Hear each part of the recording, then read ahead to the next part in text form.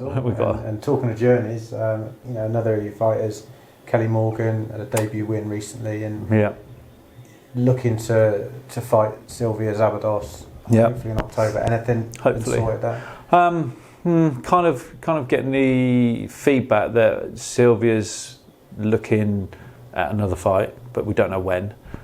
So whether or not she's going to be available. So Keith's on top of that one. But we shall find out. It might be a case that I would have thought her agent was the agent for Claudia, because he said to us afterwards, he said she'll win a world title within 5 or 6 fights, and she'll probably win it by knockout. He said don't stall her, put her in as soon as possible. But he also represents Sylvia, and I'm telling him about Sylvia. We want Sylvia next. He may well have turned around and said, you don't really want that fight. Even though she's fought for 2 world titles now.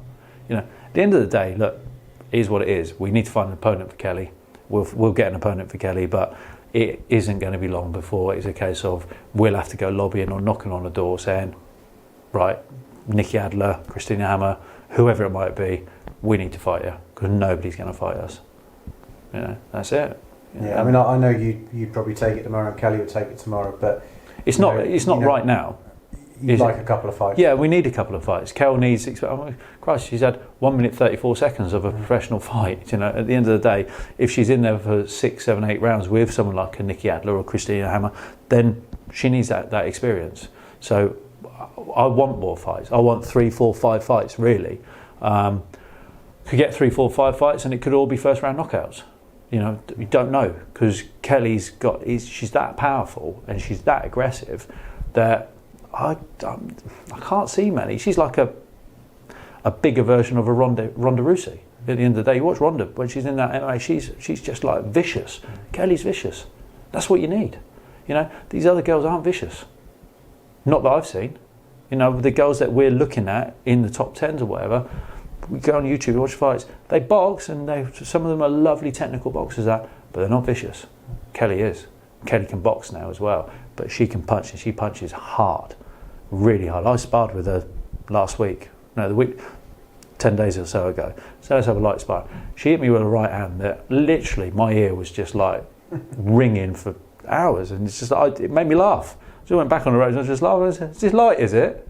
She apologised, but Christ, and that was a 16-ounce glove, and it hurt. It made me laugh, but it hurt. And I'm just thinking, that's a 10-ounce glove, and hitting a female on the chin, they're gone. They are gone. Kel, she will be world champion. I'll say it now, and don't like saying these things normally. Provided we get the fight, by this time next year, Kelly will be world champion. If we get the fight. We might not get the fight. That's the only thing if it holds up. So we need 3 or 4, and then that's what it'll be. It'll be a case of, right, we need to chase one of these world champions now, whoever that is. Her weight's dropping down all the time. Do you know what I mean? It might even be light middleweight. But we're prepared to fight at light middle, or super middle, depending on what fight we can get. Yeah. And that's what we'll do. So it's a case of we'll take all comers. But it's, we've got to go one step at a time. We've got to find opponents. We've got to be able to get her on the shows, and we've got. The challenge is going to be finding opponents. That's going to be the hardest thing out of all of it. Yeah, that's the sole challenge. That is the sole challenge. I want Kelly to be as active as possible, but it's not possible sometimes because the opponents just aren't there, or they don't want to fight her. Unfortunately, that destruction on her first fight has sent a massive ripple out there, and these girls ain't going to want to get in the ring with her, or they will. A lot more money. That's. She should have toyed with her a little bit more, shouldn't she? maybe not. It's like, what do you do? It's at the end of the day. You don't want to stay in there any longer than you have to. Exactly. I've given Kelly the instructions. You filmed the instructions I gave, and I said what the opponent was going to do. The opponent did exactly what I said she was going to do, and I said to Kel, just get your range, take your step back, open up that gap. It'll come. As soon as she did it, it came. I can't turn around and say, "Oh, don't hit it too hard," or "Don't hit it with more than a single shot or 2 shots, Kel. Don't put them together." What do you do? Let her off the leash. There it is. She's primed to go, Kel. You've got to take her out. Take her out.